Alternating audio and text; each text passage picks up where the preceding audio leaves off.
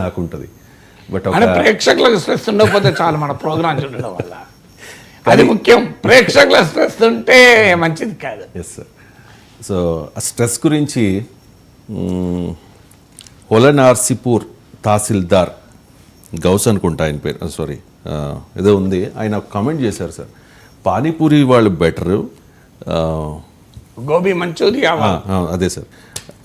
Let me Holansipoor Tahsildar K.K. Krishnamurthy said that Panipuri wala or Gobi Manchurian seller leads stress-free lives. They are free to go on vacations with their families and return home peacefully. కానీ తహసీల్దార్లకు ఉండదు, ప్రభుత్వ ఉద్యోగులకు ఉండదు, వాళ్ళ life better అని చెప్పి. పానీపూరి వాళ్ళ problems వాళ్ళకు ఉంటాయి, వాళ్ళని అడిగితే చెప్తారు. గోబీ మంచూరియా వాళ్ళ ప్రాబ్లమ్స్ వాళ్ళకు ఉంటాయి. సో పానీపూరి అదే నిజమైతే మరి తహసీల్దార్ జాబ్కి రిజైన్ చేసో లీవ్ పెట్టో పానీపూరి అమ్మేసుకుంటే అయిపోతుంది కదా, సింపుల్ సొల్యూషన్. ఇప్పుడు తహసీల్దార్ కన్నా రోడ్డు మీద పానీపూరి అమ్ముకొని బండి పెట్టుకొని అమ్ముకునేవాడు చాలా హాయిగా ఆనందంగా జీవిస్తున్నాడంటే భారతదేశంలో ఎలాంటి నిషేధం లేదు, ఎవరైనా పానీపూరి పెట్టుకోవచ్చు.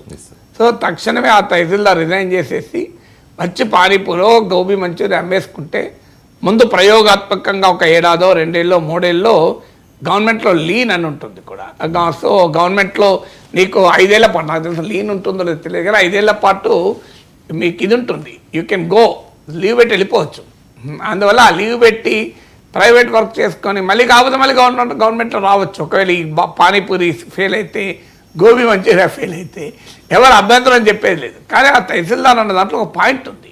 కంపారిజన్ మనకు స్ట్రేంజ్గా కనిపించవచ్చు కానీ ప్రభుత్వ యంత్రాంగం పైన అనవసరపు ఒత్తిడి పెరుగుతోంది అని, అది నిజం, అది మాత్రం నిజం. మీరు ఏ ఎంపీడీఓని అడగండి, ఏ ఎంఆర్ఓని అడగండి, ఏ గవర్నమెంట్లో ఒక స్టేజ్ ఉన్న వాళ్ళని అనవసరపు ఒత్తిడి పెరగడం తప్పనే అన్నాను. ఎందుకంటే ప్రజల కోసం పనిచేయాల్సిన బాధ్యత ప్రభుత్వ ఉద్యోగాలపై ఉంటుంది. అనవసరపు ఒత్తిడి ఏంటండి, ఆ తహసీల్దార్ ఆ ఉదాహరణలు కూడా చెప్పాడు.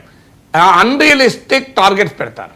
ఇప్పుడు ఉదాహరణకు సడన్గా మంత్రి కలెక్టర్ని పిలిచి నేను వస్తున్నా, ఆ ఉపాధి హామీ పనుల రివ్యూ చేస్తానంటాడు. రాత్రి 10 గంటలకు వాట్సాప్ గ్రూపులు ఉంటాయి. ఆ వాట్సాప్ గ్రూప్లో tomorrow at 9 AM you should be ready with all the data on NREG implementation. మీ ఏరియాలో ఉపాధి హామీ పథకం అమలు పైన పూర్తి సమాచారంతో మీరు రేపు ఉదయం 9 గంటలకు రావాలి, మంత్రి గారి సమీక్ష అంటాడు. ఈ కలెక్టర్ను వీళ్ళు అడుగుతారు, సార్ మరి ఇప్పుడు రాత్రి 9 అయింది, మేము ఉద్యోగులు ఎక్కడ ఉన్నారు, ఫైళ్ళు ఎక్కడ ఉన్నాయి, ఎన్ని పనులు చేశారు, ఆ పనుల స్టేటస్ ఏంటి, పేమెంట్స్ వచ్చాయా లేదా, ఎన్ని పని విధానాలు కల్పించారు, మెటీరియల్ కాంపోనెంట్ ఎంత, మ్యాన్ పవర్ కాంపోనెంట్ ఎంత, ఈ వివరాలన్నీ సేకరించాలని టైం పడుతుంది. We don't know that, you should come అంటారు. ఎందుకు ఆ మంత్రి ఆదేశించాడు కలెక్టర్ను, కలెక్టర్ ఇక్కడ ఆదేశిస్తాడు. కానీ ఒక్క సెకండ్ అయినా వ్యవస్థలో మరి ఇది సాధ్యమా? రాత్రి 9 అయింది, ఈ అప్పటికప్పుడు ఆ అధికారులను పిలిపించి నానా తంటాలు పడి ఆ సగం డేటాతో వెళ్తారు. ఆ డేటాలో అటు ఇటు మంత్రి ఉండి మంత్రి మీడియా ఉంటుంది అక్కడ, మంత్రి మరి మీడియా ముందు మంత్రి చూపెట్టుకోవాలి. వాళ్ళు ఇక్కడ ఏమైంది, ఇక్కడ ఉపాధి హామీ పనులు మెటీరియల్ కాబట్టి ఎంతో అని ఆ పలానా ఎంపీడీఓ నువ్వు చెప్పు అంటాడు. ఆ ఎంపీడీఓ డేటా లేదనుకోండి, మంత్రి తిడతాడు, కలెక్టర్ తిడతాడు. ఇదంతా ఈ తతంగం అంతా నడుస్తుంది. కానీ ఆ మంత్రి అయినా ఆలోచించడు, కలెక్టర్ అయినా ఆలోచించరు. మరి నేను సమీక్ష పోయే దానికి కావలసిన డేటా సేకరించే సమయం నేను అధికారులకు ఇచ్చానా, సిబ్బందికి ఇచ్చానా, ఓన్లీ పాసిబులా కాదా అన్నారు. లేదు రేపు మంత్రి గారి పర్యటన ఉంది, ఈ రోడ్డు 2 రోజులు అయిపోవాలంటాడు. 2 రోజుల్లో రోడ్ అవుతుందా? దాని డబ్బులు కూడా శాంక్షన్ కావు. అయ్యా డబ్బులు శాంక్షన్ అదంతా అనవసరం, మీరు డబ్బులు తర్వాత ఇస్తాం, భద్రత రోడ్ వేయండి అంటారు. సో ఇలా రకరకాల సమస్యలు మాత్రం ప్రభుత్వ యంత్రాంగం ఉంది. ఈ టార్గెట్లని ఇక విపరీతంగా డేటా జనరేట్ కావడం ఈ గవర్నమెంట్లో ఈ మధ్యకాలంలో ఫ్యాషన్ అయిపోయింది. అవసరం ఉన్నా లేకపోయినా అప్లోడ్ డౌన్లోడ్ పెరిగిపోయినాయి గవర్నమెంట్లో. ఆన్లోడ్ అవుతలేదు, ఆడ పని అవుతలేదు, పనేమో ఆఫ్లోడ్ అవుతలేదు. కానీ అప్లోడ్లు డౌన్లోడ్లు పెరిగిపోయినాయి. ఆఫ్లోడ్ కావాల్సింది వర్క్స్, కానీ ఆన్ పేపర్ మాత్రం ఖతర్నాక్ చూపెట్టుకునే ప్రయత్నాలు జరుగుతున్నాయి. సో అందువల్ల తహసీల్దార్ అన్న దాంట్లో పాయింట్ ఉంది. సో ఆయన స్ట్రెస్ అనుభవిస్తున్నాడు అన్న దాంట్లో స్ట్రెస్ ప్రజల కొరకే అయితే, ప్రజల జీవితాలు మార్చడానికి అయితే, ప్రజలకు ఉపయోగపడితే స్ట్రెస్ ఫీల్ కావాల్సిందే, దానికి ఎలాంటి అభ్యంతరం లేదు. ప్రభుత్వం జీతం ఇచ్చేది అందుకు, ప్రజల డబ్బులతో మనం జీతాలు ఉద్యోగస్తులుగా జీతాలు తీసుకున్న స్ట్రెస్ అనుభవించాల్సిందే.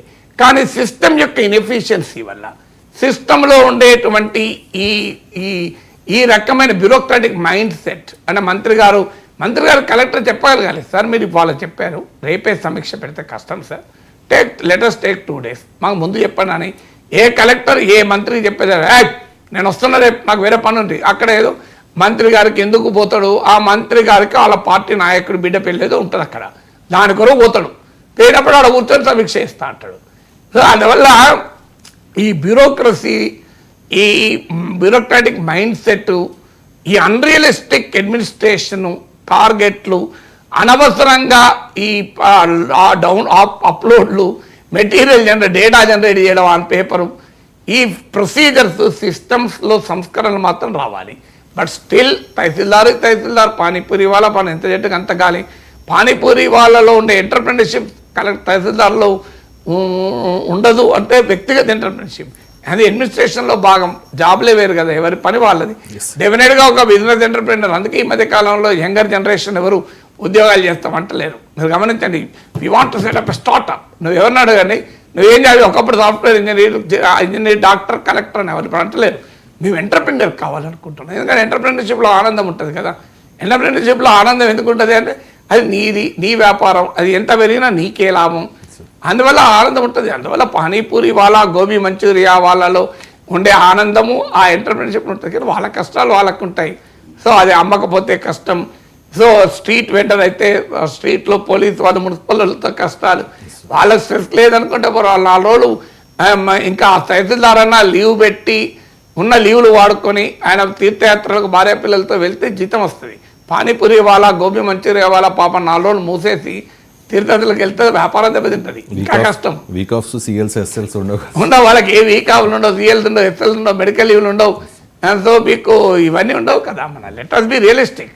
ఇంకా నీకన్నా తహసీల్దార్కు లీవ్ దొరుకుడు కష్టం కావచ్చు, లీవ్ అంటూ దొరికితే మాత్రం శాలరీ వస్తుంది కదా.